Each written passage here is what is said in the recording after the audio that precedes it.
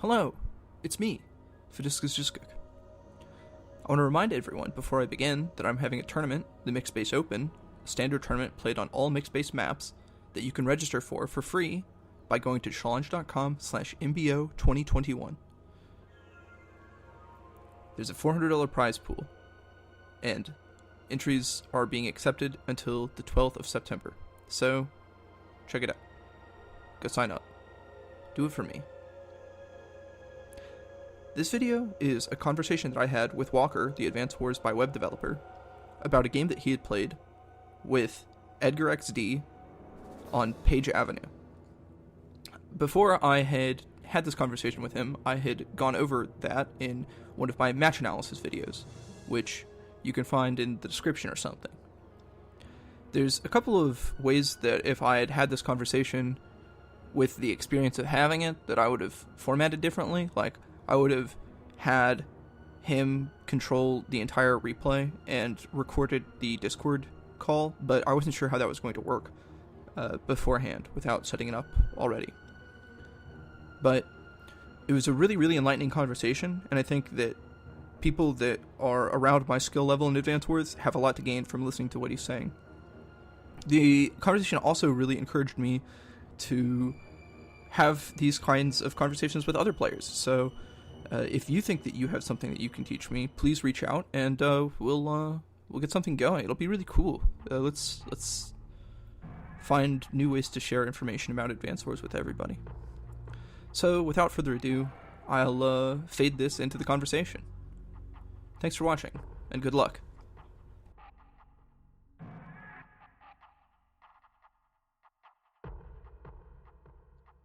So, I looked through this replay a couple of times, and I didn't have that many questions about it, because it was kind of short looking back on it. There's a lot of stuff that happened, but Sure. I don't know if you had something specific that you wanted me to see that I didn't see. I mean, it's totally possible that just because I didn't see something happen doesn't mean that it wasn't going on behind the scenes. Yeah, so what I was thinking is, because obviously this is a game that I thought about a lot as I was playing it, and there were some considerations that, just from my point of view as I was going through and planning my turns, that I was making, or that I felt Edgar wasn't making properly. And I thought it might be interesting just to kind of walk you through a little bit of what was going through my mind during some of these turns, especially the later ones, because right at the end, I mean, like you said, a lot happened in the last, 3 turns, and it was very, very, I would say the margin of victory was very, very narrow. And I'm not sure you realize quite how narrow it was, because there was a lot of stuff that was happening. No, I definitely came to appreciate that when I was looking through it again, because I didn't actually look at the damage calculator, but it was totally possible that if you didn't kill the black boat, which was gonna lose. Yeah, and I think that you were within the hundreds of killing it. It wasn't like you couldn't see the amount of health that it had that you needed to deal.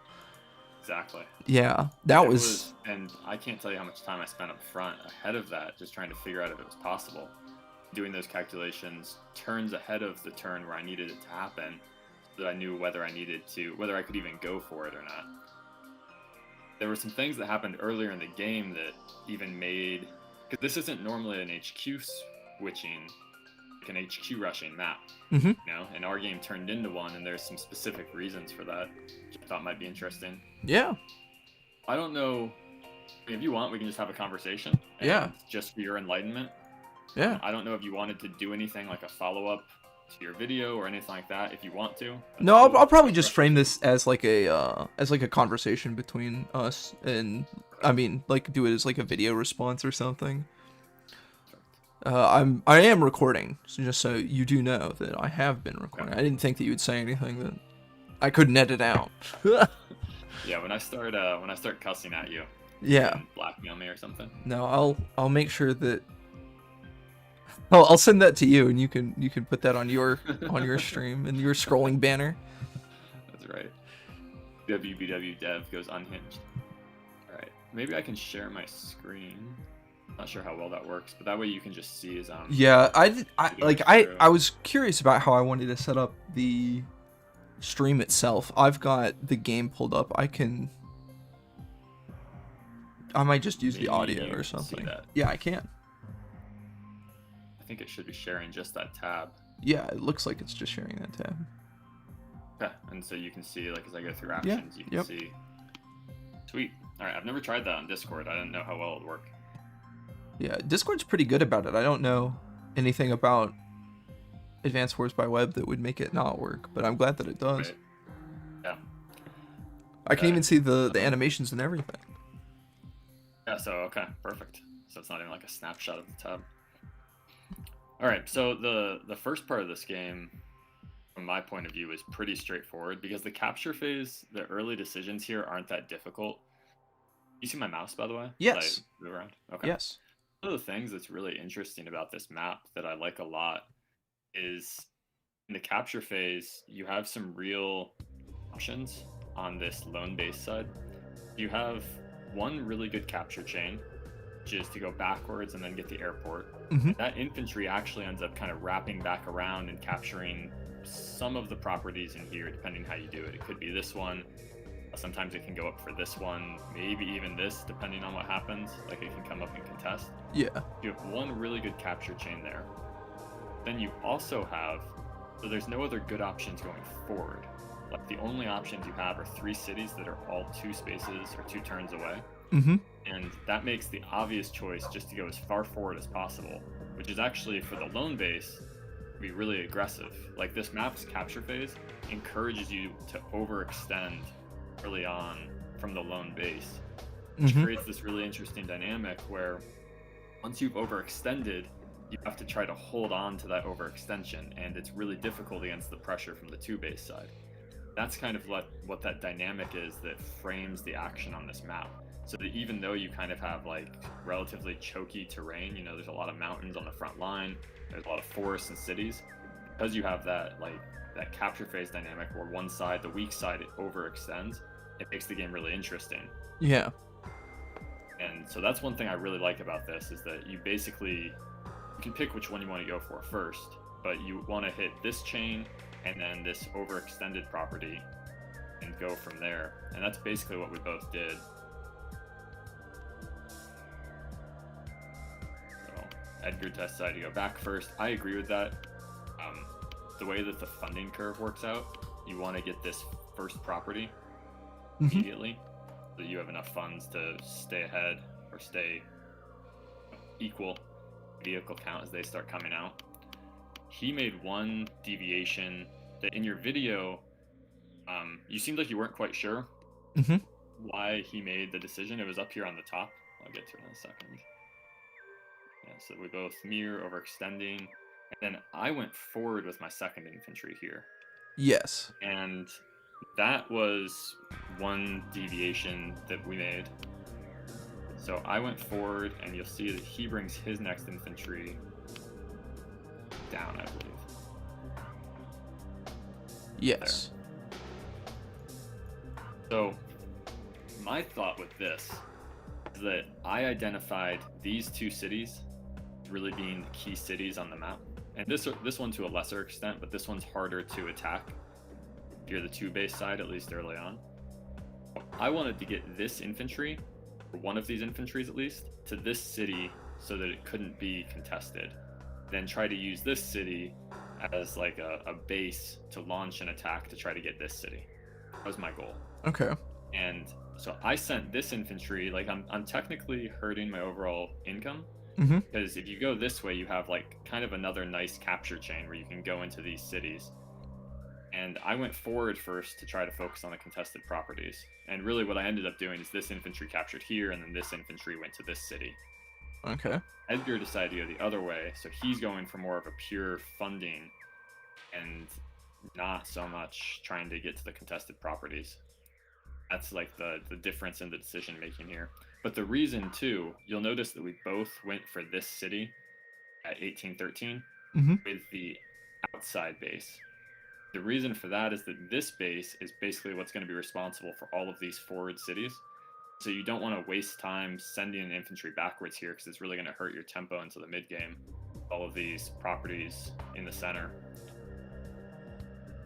I don't think it would ever be worthwhile to like send this infantry back and then send this infantry forward again, because this infantry has no targets for captures, as this infantry has a bunch of targets for captures, and this one can still make some use at least by going here. Okay. That's kind of the thought process. Yeah, that makes sense. You know, these are the sorts of things that, like, for me at least, I'm thinking about all of these things on day one of this game. You know, I basically have my capture phase planned for an async game like this. I have my capture phase planned out through 6 turns at least early on, so that I understand where the checkpoints are for income, so that I can afford a tank at the right time. So like you can see on this turn, I've got my 9,000 that I need to get my first vehicle. Yeah. And that's also partially why I didn't feel like it was necessary to go back to, you know, really get as much funding as possible, because I already have enough to make the vehicles when I need to. The first question that I did have about that is related to the first tank. When he built his tank on the opposite side, in a lot of games that I'm looking at, people build their tanks to contest. So whenever the first player builds their first tank, whether that's the offensive or defensive side, the other player builds it on the opposite side so that it can contest the first tank. Edgar mirrored the tank in this game, and did that affect what you were going to do at all? You say that you had it planned out like 6 turns. You had like the first 6 turns planned out, so you knew which side you were going to build the tank on. But I don't know if him building the tank on the opposite side changed how you felt. In this game particularly, it didn't, and I guess it's partially because I expected him to do that. On maps like this, really the consideration for me when I'm thinking about where I want to build my first tank, because just the way this capture phase and funding curve work out, I get the first tank on this map, basically guaranteed, unless I mess up. Mm-hmm. And you'll notice on the lone base side, I have a bunch of properties that I'm still responsible for. Mm-hmm. So, like, this infantry is going to probably get this city and this city. These 2 infantries need to get these 2 cities, and this infantry needs to start working on these. So if I had built my tank on this side, I'm automatically delaying capture of at least 1 city, and potentially more. Like, your infantry count on your lone base side is really important, because you're going to get overwhelmed eventually. And you don't want to fall behind earlier than you have to, your infantry count from the lone base. Okay. Like, for me, building a tank here, he doesn't have to respond to it immediately. Like, this tank is going to do nothing in terms of harassing his captures. And being overly aggressive on your lone base, like, I don't plan to be able to attack into these 2 bases with my lone base side. So really what I'm focusing on is I want to get as much income, as many imps as possible out as soon as I can, and then protect them with a tank when he starts to threaten them. All right. To me, that was the key. And similarly down here, the reason I didn't build the tank from the inside base is that A, there's nothing to threaten in this area yet, so my tank will just sit there doing nothing. Mm-hmm. And also, I need infantry to capture these properties. So an infantry from this outside base, the lower one, is going to do basically no good for me, because there's no targets for this infantry within like 3 turns, whereas a tank can immediately be used to try to punish his overextension, to force that infantry back, delay captures, etc. All right. So that's what's going through my head on a map like this, and I think it was the right decision for Edgar to build from the lone base, or to build his first tank from the 2 base side. You'll notice he builds it from the exact same base that I do. It's the same reason. Yeah, it makes sense that when you put it in the context that really building it from the 2 base side on the outside base, there's nothing that an infantry could do from that base. So it kind of becomes obvious when you have things for infantry to do from the other base, and you're going to build 1 tank and 2 infantry anyways. Exactly. You don't really have any other options. So that does make a lot of sense. It's always a question of what is that unit going to do for me right now, and what could another unit be doing instead. And in the case of that tank, yeah, it's exactly that. Tank is not, if I build it from the top, it's going to do nothing for me, whereas an infantry is going to go capture a city. And so there's, it's that difference in value. As the tank down here is going to do a lot more than an infantry. So just suiting your builds to the the short-term needs of the game is really important. You know, later on in the game, that turns into you make an attack, and where do you need to reinforce, or your opponent built a certain unit like a copter, where do you need to be able to counter it? So it's not just like income versus threat decisions, but it's the same sort of idea. You just have to analyze what build is needed in that location. I thought this was all pretty standard.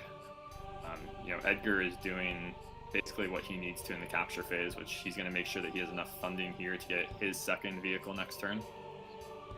Whereas, of course, since I got mine last turn, the way that maps are balanced, it means that I shouldn't be able to get another vehicle before his second one. It's kind of like that AWBW vehicle order that competitive maps try to guarantee that it's fair and balanced.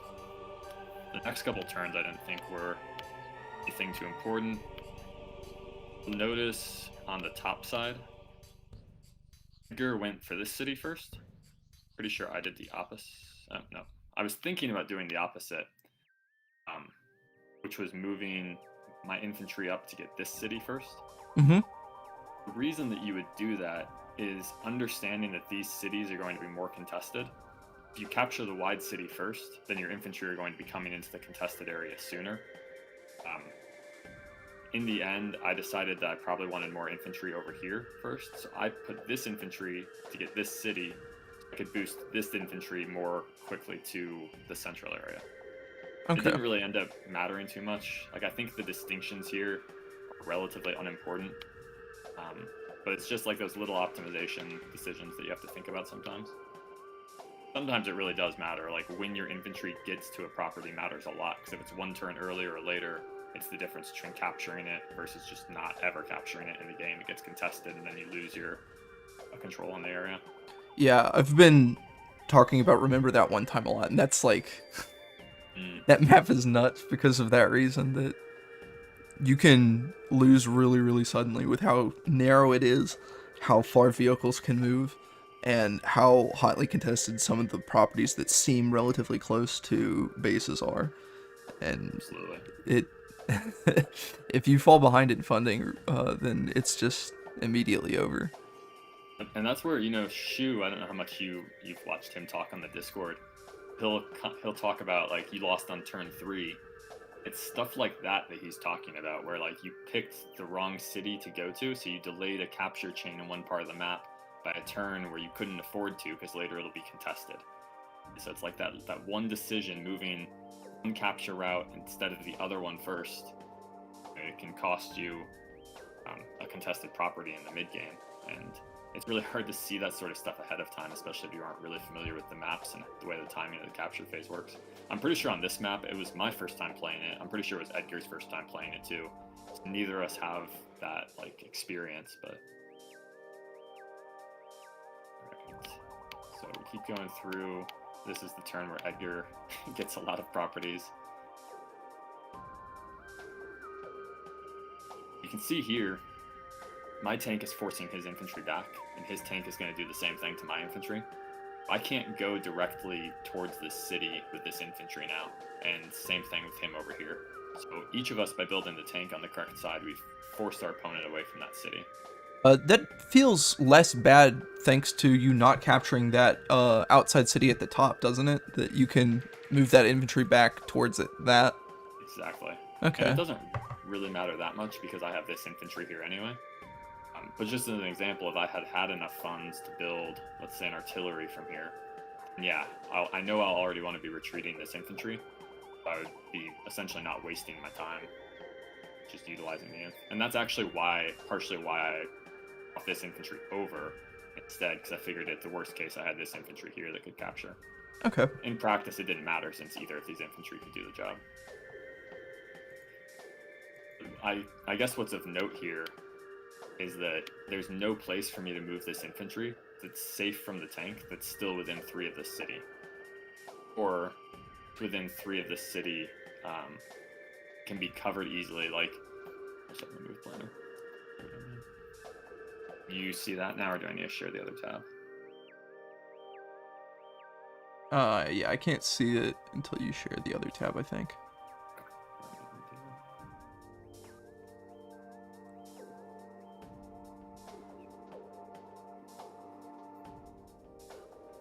So now you can see the move planner. Maybe. Yes. Okay. So one thing that you could do, for example, if I wanted to try to capture this city, what I'm thinking is this infantry is now going to go here. I'm going to build a tank from here. And the goal is either to put this infantry somewhere where the tank can't attack, which isn't possible, because the tank covers everywhere that this infantry can go within 3 spaces of the city. Basically all of these squares.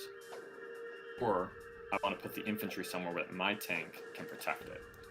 So if I put this infantry here, for example, he could attack me from this square. A tank can't counter that. So my tank can only go 1, 2, 3, 4, 5, 6 and reach this square. The only square where I can put my infantry, the tank cover it, my tank, is this square. And unfortunately, that would be nice. Well. Except he can attack me from the city. Right. Yeah, it's not so great.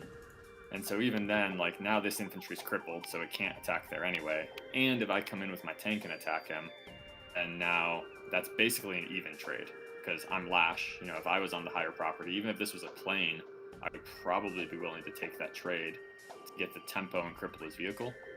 It's essentially just an even trade, and I lose a vehicle count on my weak base. And so you can't afford to position that infantry in a risky position like this, unfortunately.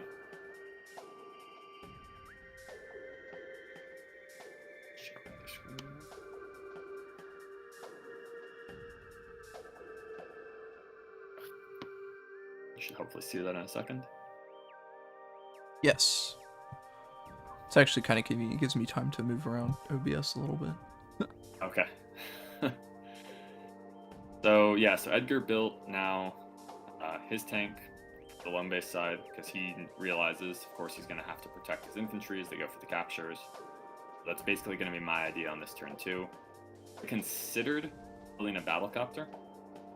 You see that I have enough funding to build a copter and 3 infantry, which is something that I specifically set up in my capture phase to make sure that after the turn, 2 turns after I build a tank, that I could build a copter if I wanted to. Since I'm Lash, I decided that it's probably not, like, copters aren't particularly good. I can see that he's going to have 10,000 next turn, so he can build an anti-air to counter it.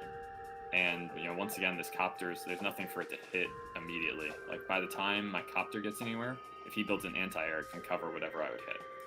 I didn't think that building a copter was that good. The other thing you'll notice is that once I finish capturing my properties, there we go. Now I have 12 income for next turn. If I build a tank and 2 infantry, I'll have 3,000 left over, which means next turn I'll have 15,000. Which means I can either build a copter and 3 infs this turn, and have a copter that doesn't do that much for me, or I can wait a turn, just build 1 tank, and then be able to build 2 tanks next turn. And that just seemed much more useful to me. Be able to build those 2 tanks the next turn by having just 1 this turn, instead of building a copter this turn and a tank next turn. Alright.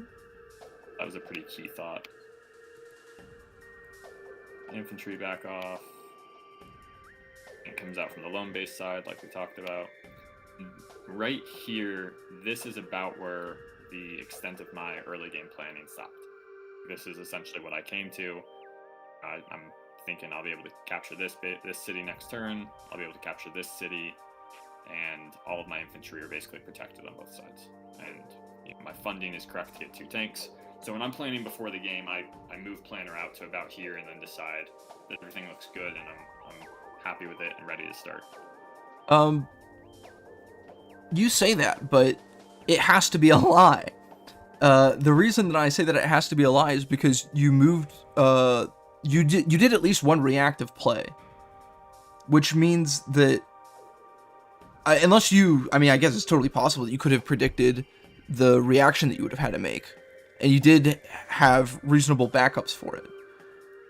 But I would say the only reactive play that I made is pulling this infantry back. Yeah, I think that is the only one that you did make. Mm-hmm.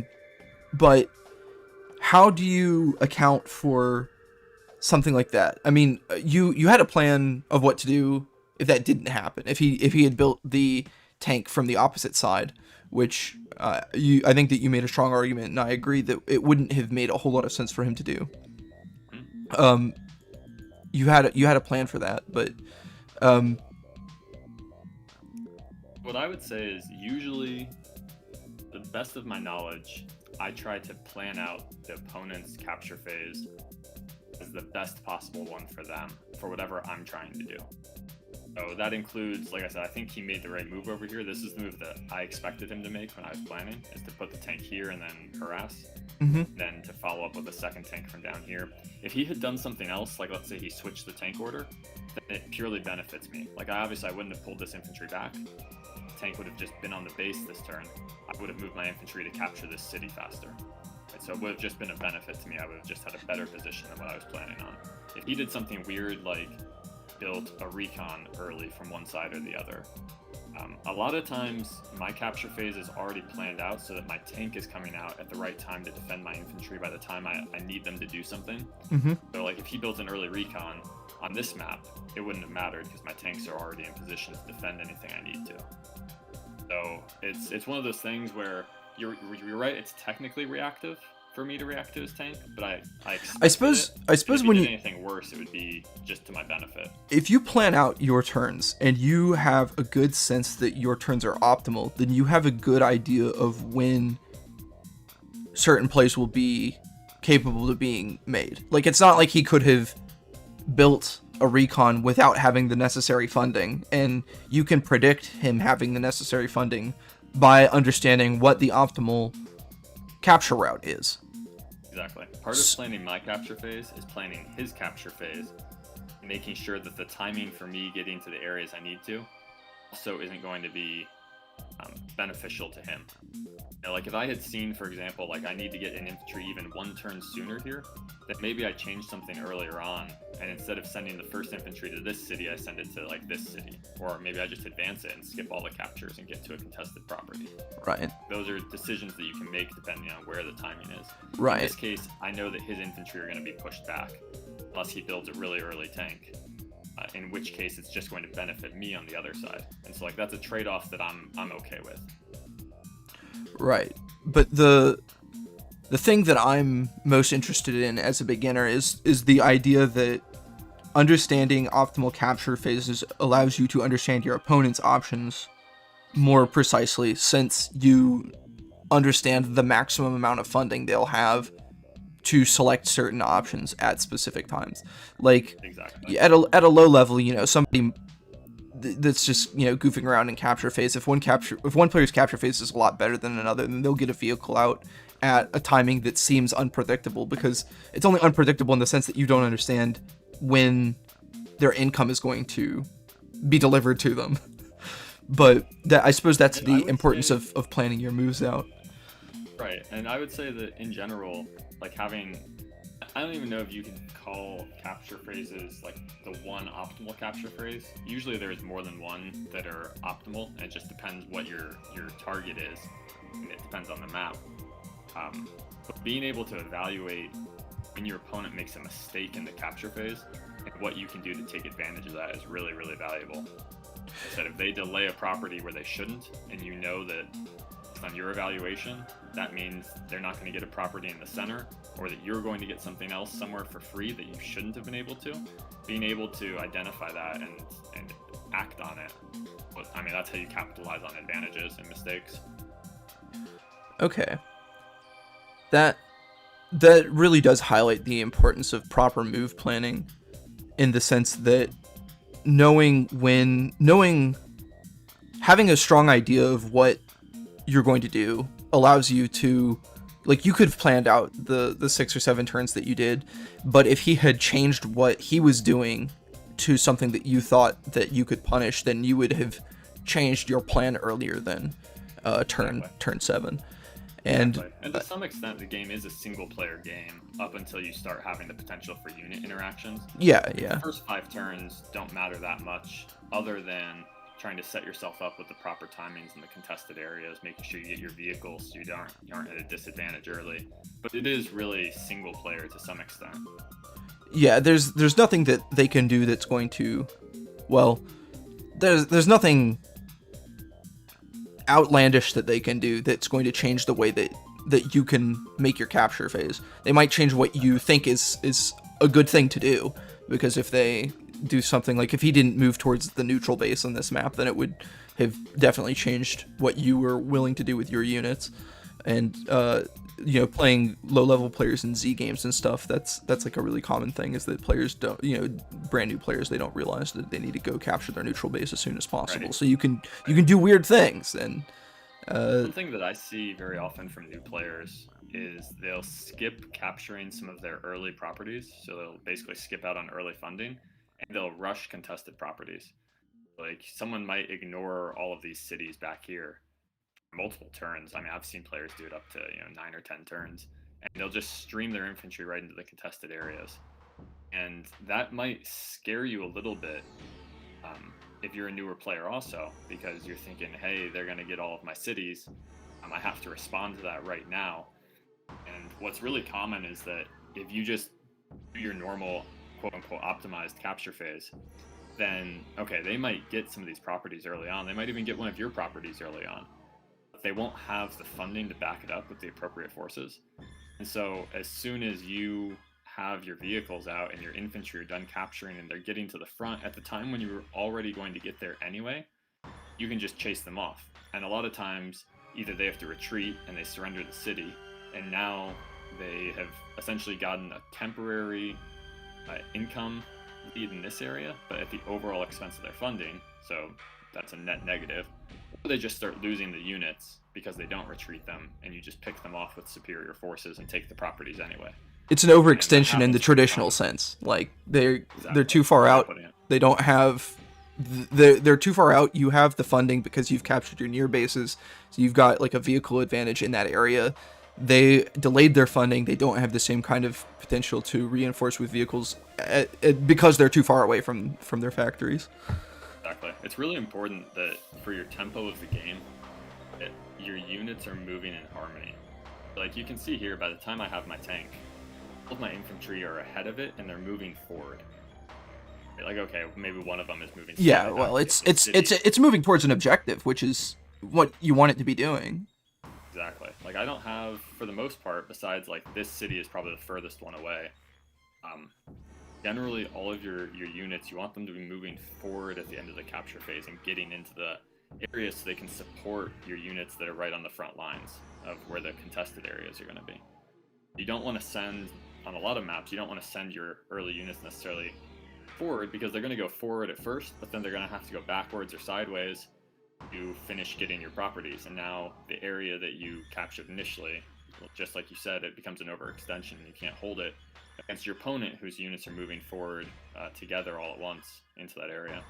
Okay, that's a really helpful way of thinking about the way to organize a planned capture phase. And this is, I mean, I would say I'm pretty strong on capture phases. I'm by no means like top level player. I probably earned my 1100 rating, which isn't bad by any means, but I'm not top guy. So maybe some of those guys think about it even more in depth in ways that point out some of the inaccuracies in what I'm saying. Generally, thinking about things in this way, I think, gets you pretty far in the capture phase. You're at least not going to be losing very many capture phases if you're focused on things like your vehicle timing, if you're focused on making sure your units are moving in harmony, that you're getting to the contested areas at the right time. Those sort of principles, I think, apply pretty much at any skill level. Yeah, the idea about overextension specifically is going to be really helpful to me, because that's something that does scare me, is the idea that they're going to be able to secure a funding lead by taking things that I would have liked to take later. But you're definitely right that, as long as you're showing up to a location, like an objective, at a time where you've got a unit advantage, it doesn't matter where the funds come from at that point. You can retake it. Usually you have to sacrifice something early on to do it, and often what that is overall funding or vehicle timing, and both of those can be taken advantage of later in the game. The only time where you have to be careful is if they can extend without sacrificing something, and I can't think of a map off the top of my head where that's the case. Almost always they're extending like people are capturing the properties closest to their base first and extending outwards from there. It's pretty rare that that's not the best play. Shangri-La has some interesting far caps that you can do. I've done 2 videos on Shangri-La and captures that go further than normal, but I mean it's hard without knowing that your opponent is going to go for them, and sometimes even if you do know that your opponent's going to go for them, it's a little bit difficult to contest them effectively, just because of the way that map is laid out with the mountain ranges. On the bigger maps like that, you really do have to start thinking about reacting to your opponent's early moves. Yeah, it's just difficult. It's like you said, it's so big, it's hard to predict where they're gonna go. But I mean, that's on a smaller map like this. It's usually where the units are going to go and about what time they're going to get there, and then it's just a matter of optimizing around that. Yeah. Turn here or there. Maybe we can continue. Yeah. It was a good derail, but no, I think that's helpful. So once again, Edgar. This is where I guess one of the themes for me in this game for Edgar is I think he respected me too much. He either respected me or he respected Lash. And I guess more likely it's Lash. But he respected the units too much. Because, for example, his infantry are here. Okay, and he's got a tank to back them up. And anywhere he moves this tank, he can build a second tank right behind it, and I'm not going to attack his first tank. He could put his tank right here. He builds another tank, I'm not going to attack it because I'm going to lose my tank. And then he's going to have a partial tank, I'm going to have nothing. So I'm not going to attack. But he puts his units in very conservative positions. So you'll notice he moves that infantry to a forest over here, away from the contested property, and not supporting the contested property. I have no threat on this city currently. It'd be one thing if my infantry could capture it this turn. Maybe you need the infantry to contest it. But even then, a tank right from the base is going to contest. So really his focus needs to be on contested property right here that I'm denying. He moves one infantry away, and he moves one infantry slightly forward, and then he moves his tank to a conservative defended position and builds another tank. He could have easily have moved his tank to here, his infantry to the forest, for example. I have no units around to support my tank this close to his base. My tank is way overextended right now, only because I had no other really good place to move it. In the center, there's nothing for it to do. And I think he played a little bit conservatively. And these little positioning things, they add up over time. Because, for example, let's just say that there was, he needs to get into this area in a turn. Like if I was going to be capturing, he's not in range of that city with a tank. And he can't, like his tank is now 2 spaces further back than it could be. So when my tank retreats, that means I get an extra 2 spaces forward in my tank if I position it as aggressively as possible. His area of influence on the map is shrunk by 2 spaces because just of where he put this tank. He could have put it here perfectly safely. I have no way to attack it. Things like this defensive positioning, you really want to think about the most aggressive defensive positioning possible. It's a really key point. And I thought that, even though it's slight, I'd consider that a mistake that sort of just adds up over time. No, that makes a lot of sense. Not being able to hit that back city is definitely a big deal. He's not even able to threaten the cap on it. And it's like immediately this turn, once again, I can't capture it. If you play like this, you're setting yourself up not to be able to hit targets when you need to. You're just going to be slightly out of range. It's something like where I could put my tank now, like right here, for example, and he couldn't do anything about it. Whereas if he put his tank right here, now he can strike me there, and I need to move even 1 space further over, and by this tank, or I just need to move back further, and it's just, like I said, the little positional things like that add up. It's really important that you position your units as aggressively as you can without overextending them. Otherwise, this is all basic. He's bringing his infantry forward, he's focused on getting his properties up here.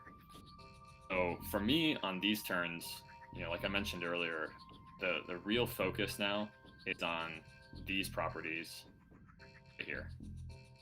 Those are the key ones in the game. Sorry, these. And so I'm going to try to be getting units into positions where I can capture these cities and hopefully get mine on this side as well to make sure that he can't do anything to contest me there. Because this city is really, really important for being able to defend your HQ properly. Move infantry.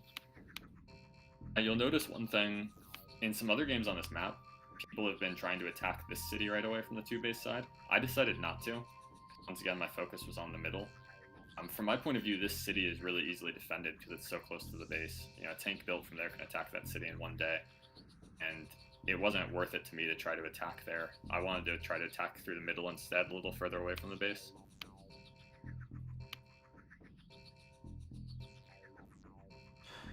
What would, other than funds, what does that outside city that you said you didn't want to attack get players?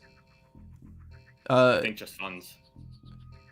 It seems like the inside city that you're capping right now, that seems like at the very least a really good spot for like an artillery or something.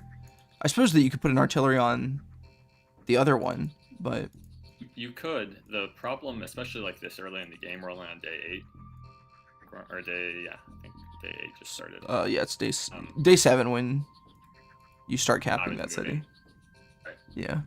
The main point here is that in order to use this city to launch an attack on the base, which is really the only thing you can do from here, right? The only thing you can do from this city is attack the base. There's not really any other targets, wider cities or something that you could make a push for once you have this. And it's really hard to attack a base and take it over. You essentially need indirect support or heavy units, and it just takes a while to gather that much unit mass to overcome it, because he could potentially spam a medium tank for here or something, right? And then I'd have no answer for it with just tanks. So I know I can't attack this base anytime soon. And you're also at risk if you move your forces wide. You're at risk of giving up this area where he can now shift his units over and pincer you and force you to retreat anyway.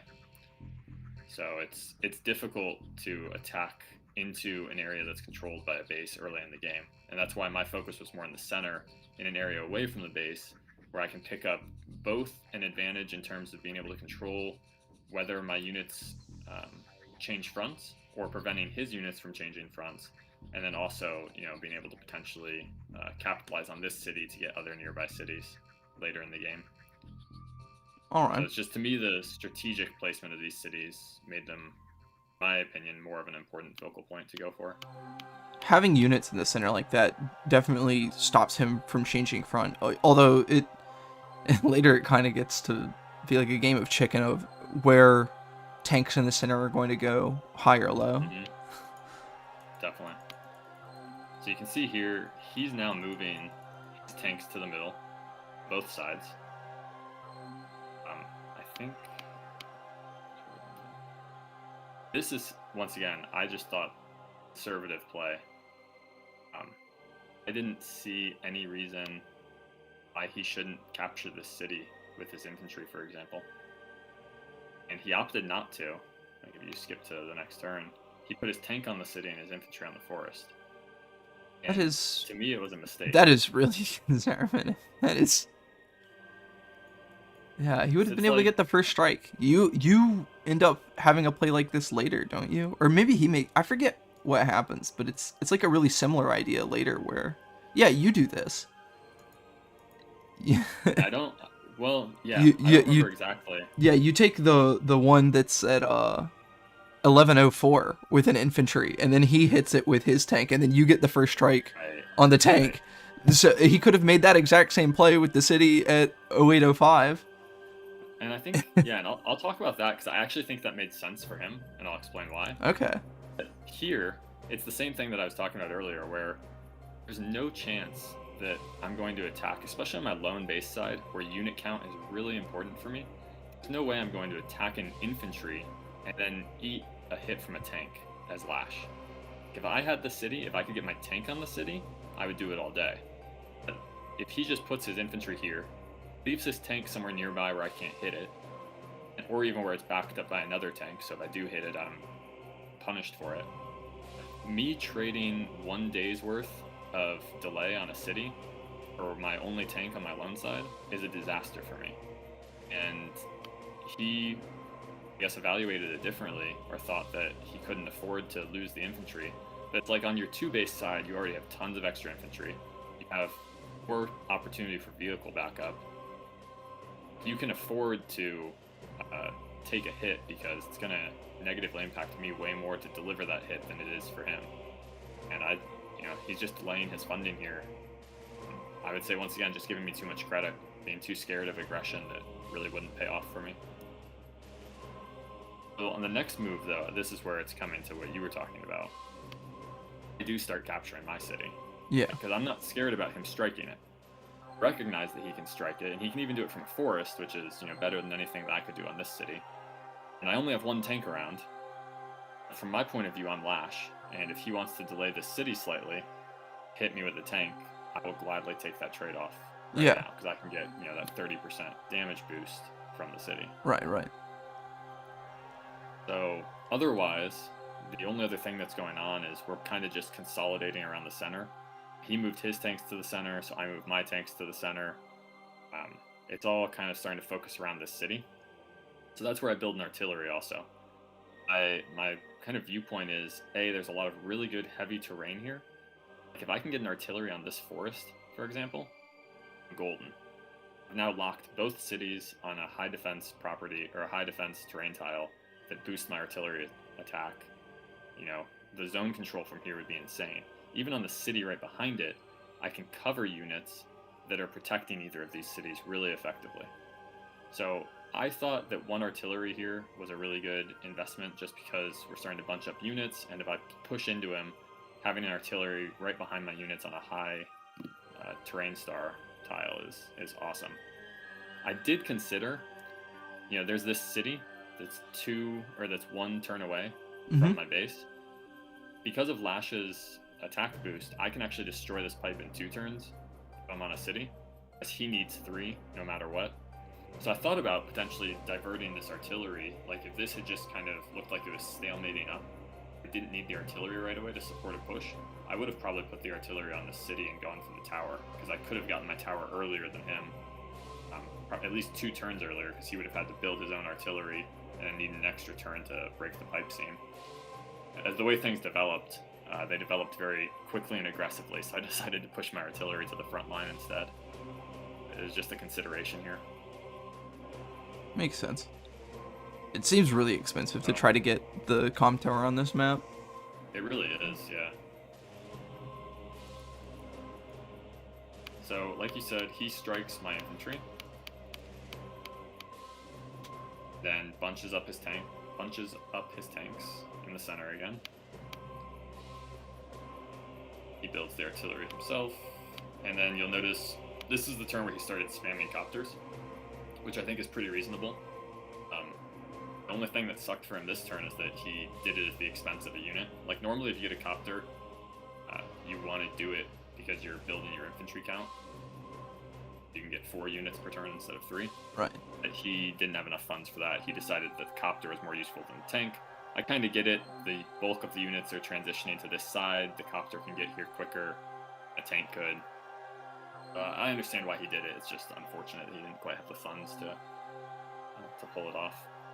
Now, oh no, I take it back. I was gonna say if he captured the city earlier, maybe he could have had that extra 1k, but it would have been a turn too late anyway. So anyway, this is what you were talking about. Right. And I gladly take that first strike all day. I thought you said that you thought that was good for him to do that. Here's the reason. So okay. I think it makes sense for him. I don't know if it was 100% worth it, but I get why he did it. It comes down to the CO matchup. Like, I'm okay with this. Oh, yeah. Okay. From my point of view, because I get a nice first strike. I now have vehicle superiority in this area.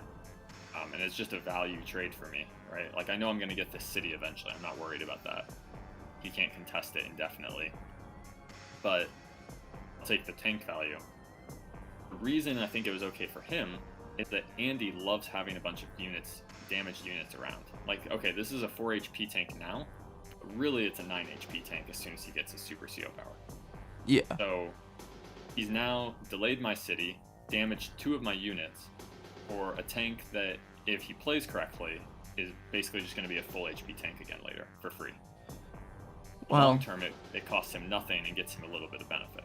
Yeah, I mean, I don't know. It still looks really rough. He could have found some other way to damage this tank. I don't. It seems strange. It's better to damage your tanks with first strikes. Right. Yeah. Strikes for sure. Yeah. But it's not as horrible. Like, if I had done this, I would just be screwed. Yeah. Yeah. But I mean, that's. He did it as Andy. Yeah, it makes more sense in the context of, yeah, it's okay for him to take a couple strikes like that, I suppose, on account of having the potential to use Super CO power later. Ideally, you don't want to do it getting attacked by Lash from a city. Right. Yeah. Ideally, it's a plain or a forest. But yeah. This was a lot of damage to take. Yep. I mean, that's where, once again, it's on his 2-base side, so he can back it up. He has a lot of vehicles in the area. He's not going to lose anything positionally doing this. It's literally just the tank HP, which he can recoup later. So it's not that bad, but yeah, I wouldn't have done it. Then I wouldn't have done it as Lash, is what I mean. Yeah. Then on this side, I decide to go in and attack. And I don't know if this was a good attack or not. Looking back on it, it feels kind of like a YOLO for no reason. But I wanted to pressure him a little bit so he couldn't just slam all of his tanks to my 1-base side. As if he did, it would start getting hard for me to defend over there. And I wanted to have a counter threat on this side to bring some of his units back. Obviously, like, he can strike my tank. It's shoal on shoal, so it's not terrible. He can contest the infantry. If he wastes the tank on it, I get another nice first strike on a tank. Waste an infantry, it's a decent trade for me because I'm Lash on a city. Then, he can strike some of my infantry, but he can't get to this next tank because I put it behind the mountain. Yeah, he has this no mountain way of killing my infantry chain, so he can't attack this tank or this tank. This mountain made this feel like really, really good. I think that line is really solid, and like you said, he doesn't want to really hit the infantry with a tank because the potential Lash counter attack is just way too good. If I was doing this again, the one part of this that I think wasn't good on my part, there's no reason for me to expose these 2 infantry. And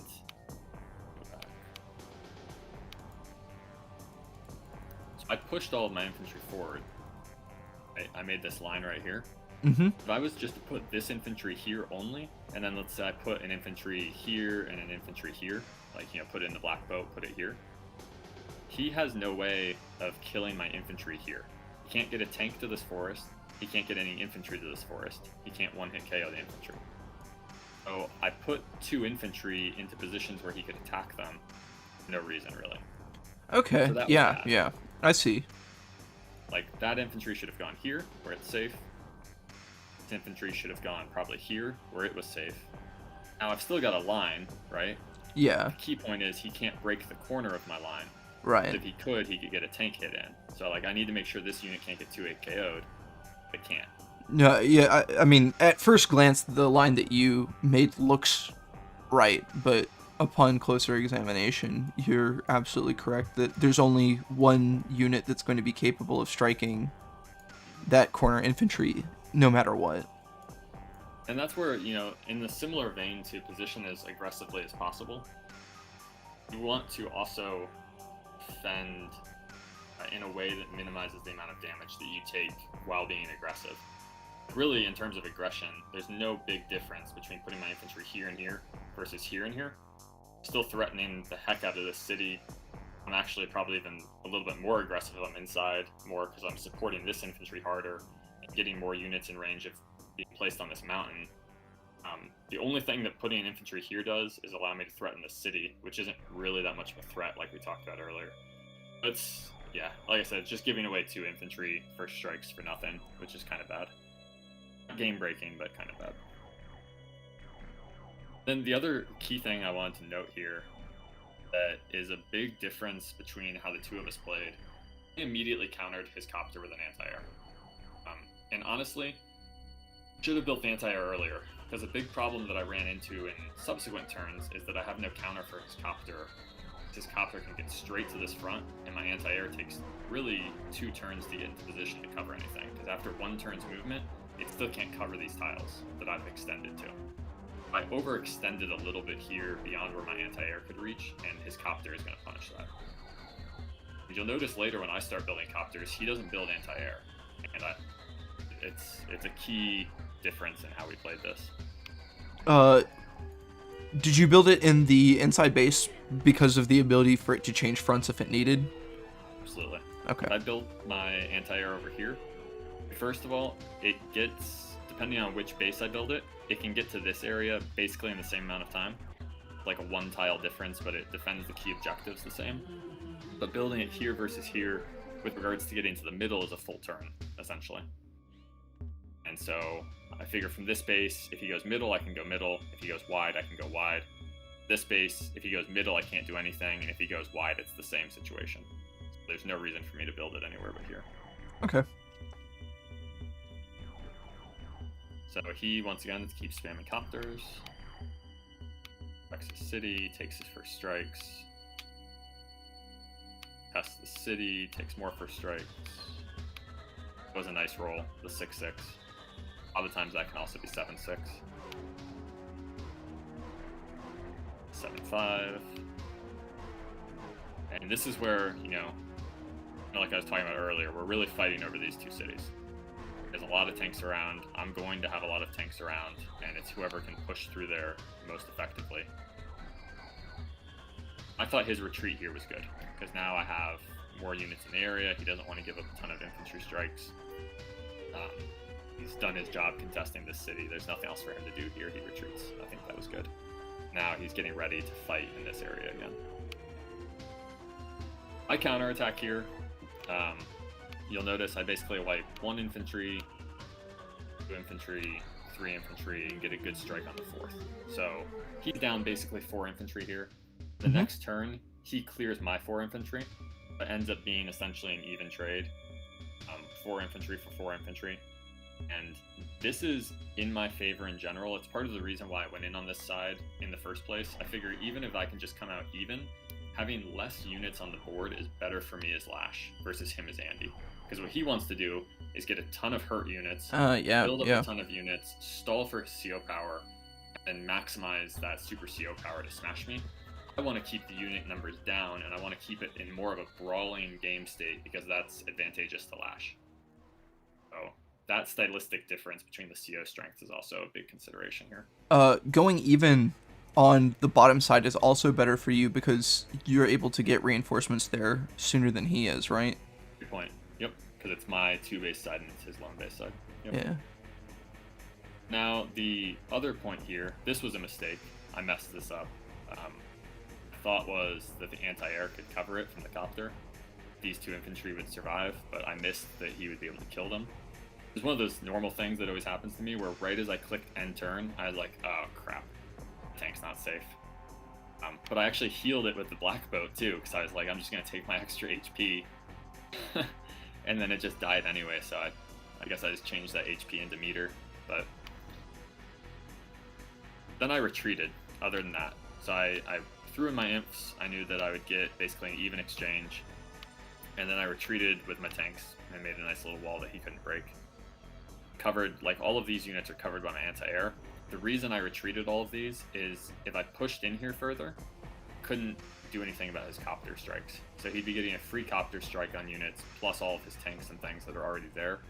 I figured it was better just to cut my losses back and be happy with just reducing the overall unit counts a bit. Okay, yeah, I was going to ask you about the back and forth that you did this turn, but I thought that it was really well orchestrated, and the explanation makes a lot of sense. You just move everything so that it's protected by the anti-air, with the exception of this single 6 HP tank, and which I should have put here. But that's sensible. You notice he built another copter. Mm-hmm. I built another anti-air. This time I built it from the wide base. And the reason for that is that my anti-air, my other one, is already in the middle. If he starts bringing his copters across, I've got a copter and an anti-air already in this area. I'm covered. And this anti-air I've now committed to the middle. but can't get back to the wide area. So if he sends his copter wide now, I need my counter on the outside. Makes so that sense. was pretty much my thought here. And it's not bad for me. Like, he's reducing his tank count by getting copters. It's okay for me to build anti-airs instead of tanks because we're still basically even on tank count. So I'm not worried about that. So he, as expected, comes through, destroys my units. That's what I missed, that his tank could come and get the strike on my infantry when I was planning it. That was what I missed. I see. Finishes that, gets the tank for free. Just out of reach of my anti-air. Now this is looking like a pretty scary push towards my HQ. He moves all of his units basically over this direction. His middle infantry here start coming this way also to support. His tanks move down. He's basically abandoning his HQ area and pushing all of his units towards my HQ. Yeah, is this when you realized that you could go for the yellow cap? This is where I started calculating. Okay. On this turn, I started calculating what it would take to kill a black boat on an HQ. And I didn't really think it would be possible from here because he has a lot of mobility options to swing units back and forth around these mountain and shoal terrain features in the middle. Like these tanks and this copter back here, they're still 2 turns away from the HQ. You can still protect it within 2 turns. And that's about how far my units are from his HQ also, but then I also have to take down the black boat. My first thought here is I wanted to make a decision on this turn about whether I was going to try to just really reinforce my own HQ, which is definitely possible, or whether I want to try to re-pressure him. This is the key strategic decision that you have to make on a turn like this, where he's presenting a threat, and you have to decide whether you want to just defend the threat or counter an even bigger threat. And in order to make the decision properly, you have to understand how big of a threat you actually have that you can make. And after doing some calculating, I realized that I could actually make a big threat on his HQ side that he would have to respond to. I decided to go that direction. It's a really close thing.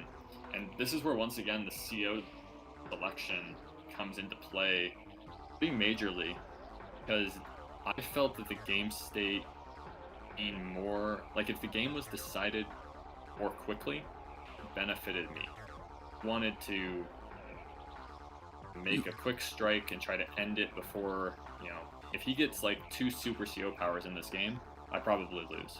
That makes So I need to act quickly and attack and try to end it before all of that comes into play. And so that's where, once I realized that my threat was credible from doing some calculation, decided to go for it. Okay. Like I said, I didn't expect it to really work because I expected him just to swing back and try to defend and stall. But he actually, ended up doubling down on it. This is basically a free hit because it's only defended by the 1 tank. That's where there was really no reason for him to move all of his forces so far this direction. Could have kept them a couple squares back this way to still defend this side a little bit more, still make threats on the properties over here. He really, I would say, overcommitted in this turn. Yeah, those two tanks that are closest to the comm tower, they're not actually doing that much. They seem distinctly out of position when you look at their movements. They're able to go to either side, but on this turn they're not protecting or attacking anything. Yeah. So I even more aggressively attacked the 2nd infantry. The reason I did this is I was planning on moving my artillery over. And I also know that I'm not going to give him this tile to attack me from. He can't get his tank there anyway. I'm not worried about him being able to 2-hit KO this tank, so best case he's going to get 1 strike on it. I have all of my units backing it up. The key for me is I do have to defend my HQ a little bit. I want to pose a threat to him the most units I can without completely giving away my HQ side. How he moved all of his tanks away from his HQ? I left 1 in the area and another one close enough to protect my units. And the really key point here, if you look at this line, both of my anti-airs covering his copters. one of them can cover if he switches fronts with it, right? So like this copter can strike this tank. This anti-air covers the tank. Okay, so I'm covering if he decides to switch fronts. I'm covering anything he can hit with at least one anti-air. If he keeps his copters here, both my anti-airs cover it. He's got nothing he can do with copters. Really key point here. He can 2-hit KO this tank. Formation falls apart immediately. So if he was able to bring in like this tank and this tank, now he gets a ton of first strikes on infantry. Copters can come in, first strike more things. Like my formation here more or less dies long term because then he backs it up with more tanks, he backs it up with artillery, and I have essentially no chance at defending this HQ front. Can't 2-hit KO my tank though, because he doesn't have a tower. It's not even a damage roll. There's a 0% chance of him 2-hit KOing this. I can just basically put my tank on an island. He first strikes it twice. Now I've got another tank coming in, attacking on an own city, which is really good. And I've got, you know, all my other units backing it up. So the best that he can do this turn is basically kill a partial inf, first strike 2 infantry, and then damage a tank, which isn't much. Meanwhile, I'm posing the threat on the other side of just storming into his HQ. I got 3 infantry first strikes out of it. He can't really counterattack me. Artillery is backing both tanks from a city, which is devastating as Lash. I was able to defend this side with pretty minimal units while pushing a lot of things forward on the other front.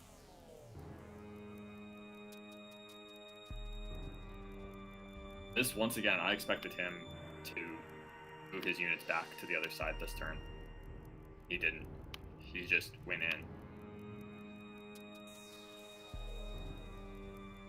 But he doesn't attack the black boat, so that must have felt pretty good at the very least. Yep. This is what the whole game came down to, honestly. Because we'll just skip ahead. My turn, I was faced with this, and I'm thinking he's going to be able to kill my black boat within 2 turns. I need to be able to kill his black boat next turn, capture his HQ, ideally get Lash Super CO power to protect it even more. Try to win, like I need to win in 2 turns or I'm gonna lose. That's what I'm thinking on this turn. And you're right, if he had attacked my black boat, then it would have died this turn and he would have outraced me to the HQ. Wouldn't have been able to attack here, I would have had to swing units back. He probably would have won, frankly. If he had just attacked the black boat with like a couple tanks instead of not attacking it. That's where I don't know if he was planning when he made his turn to be able to rush my HQ so quickly. I don't know that he realized that I had an option to kill that black boat in 2 turns. He might have missed it. I mean, it was really close, so maybe he was just betting you couldn't. And I mean, the Lash Super CO power, yeah. I mean, it was close. It ended up being kind of crazy. So I came up with this formation. The key, like, I'm planning this turn. There's a couple things that need to happen, right? Artillery has to get to a city, because that artillery is the one that's going to do the work on the black boat. I have to get the artillery there. The artillery cannot get damaged. I have to put it on the city, and I need to make sure that he can't hit it. And I also have to be able to attack the black boat with at least 1 tank from a forest, because it does like 6% minimum chip damage that I need in order to get the KO next turn.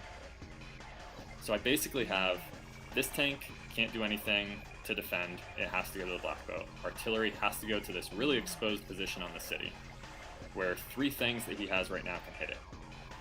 So I have to protect against these 3 units with basically 2 tanks, a few infantry, and a copter.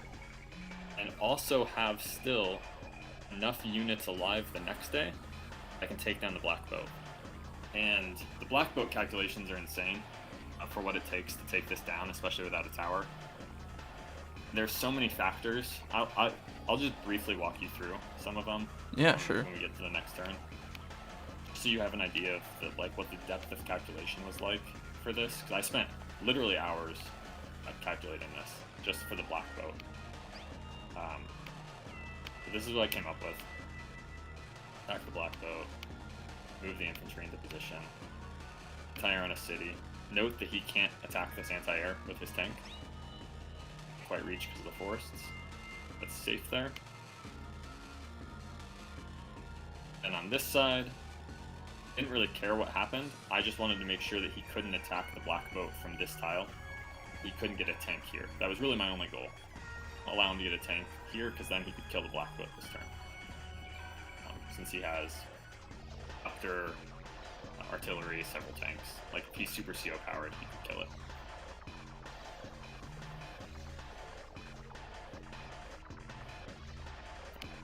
This is what I came up with. And the key here is that he can't kill this copter and this tank.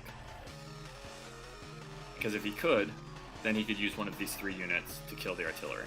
But in order to kill the copter, he has to commit both of his battle copters. Because you can't 2-hit KO it with like a copter and infantry.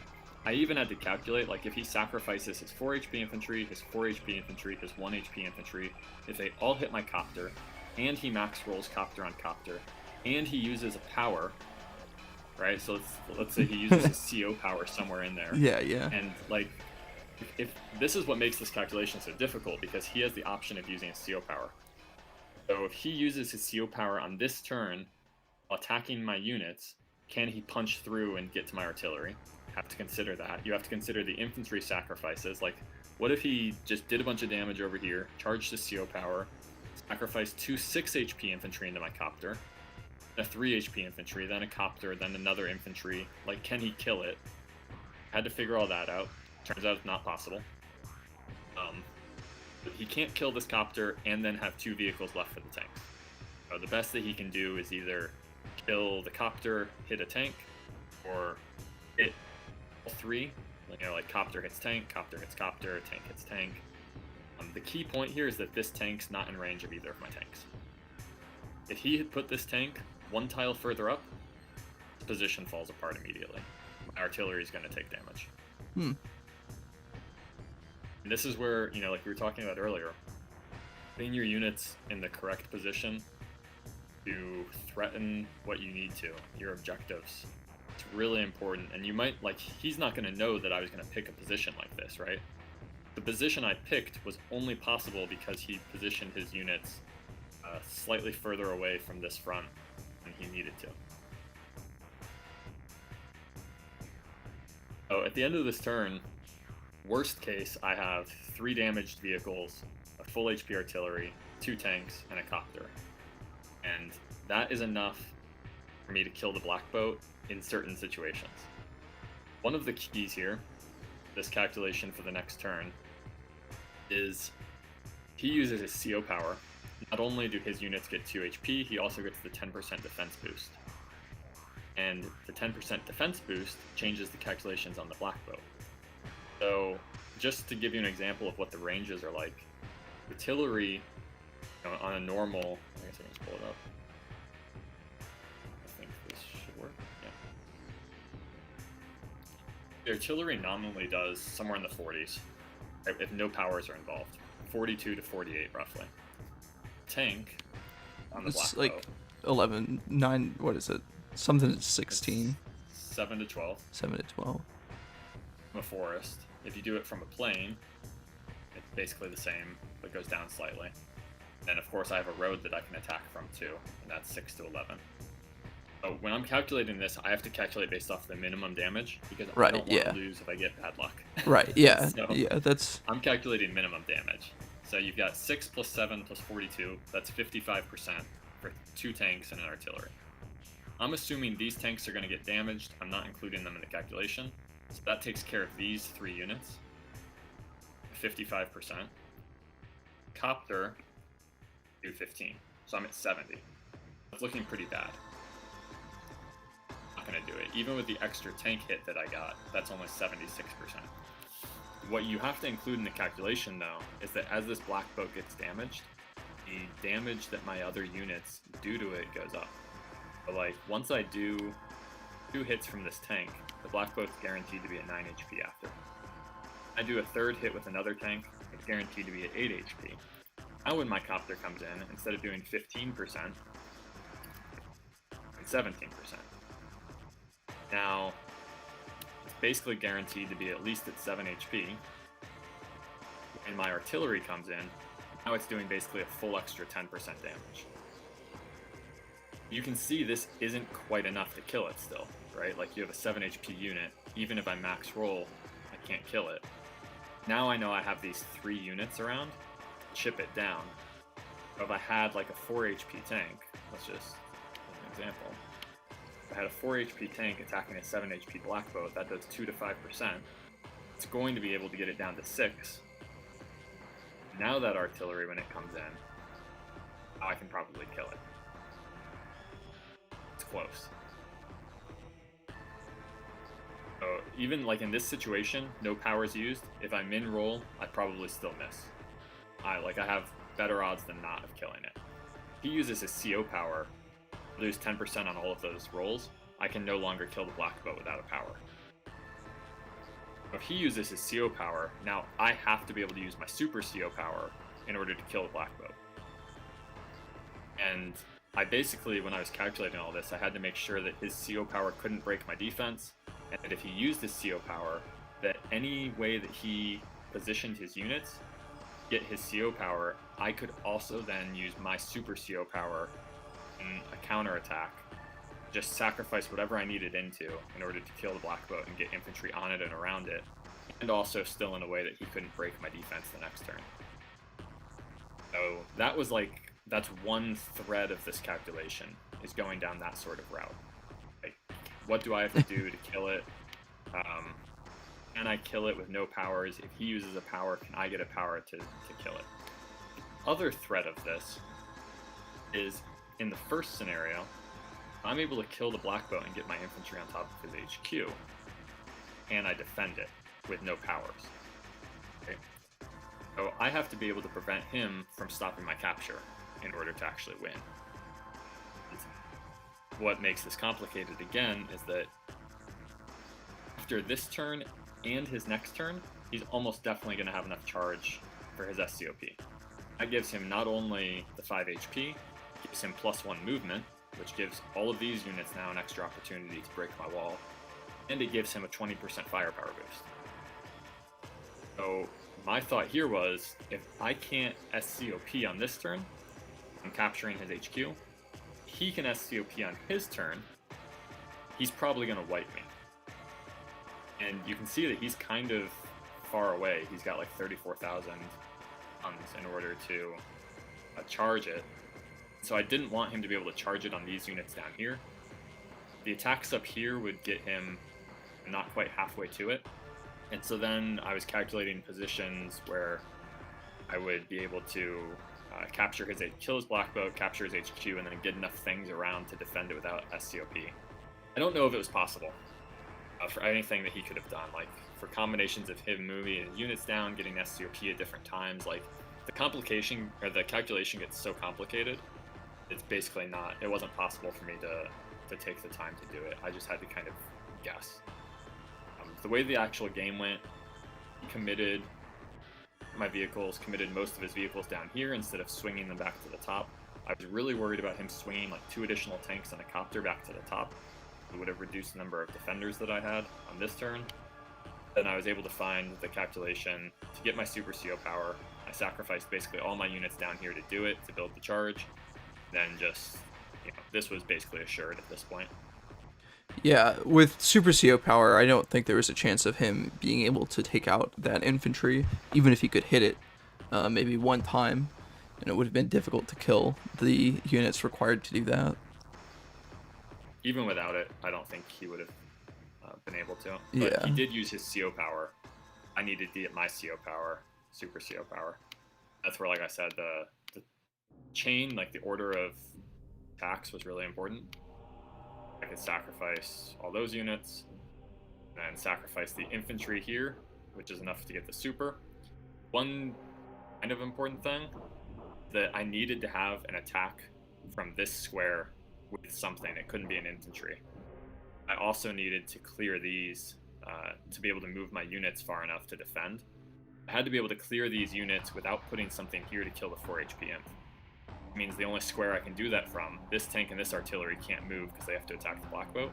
I needed to be able to attack the 4 HP infantry from this square. That was a key point. But like, someone who's looking at this will notice that my anti-air kills the infantry instead of killing the copter. That's why. To kill that, to open up my space so that these units could block, while still getting the required hits I needed on the black boat. And then, of course, I had to attack the black boat in the correct order, drop its HP, but by the time my artillery attacked it, it was at 6 HP and I could kill it. And it's just blocking from there. That's wild. He just resigned right away. Yeah. He couldn't quite get there.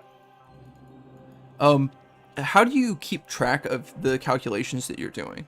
That's like a... Excel. Yeah, I have okay. an Excel spreadsheet out for this. Yeah, no, I've done it before with the Google spreadsheet, which is the same deal. I was just wondering if you knew a better way than I did. Do not. That's the best way that I have. All right, well, that's good to Excel know. spreadsheet with all the possible damage ranges and orders and iterations for different CO powers and a lot of move planner in. Yep. All right.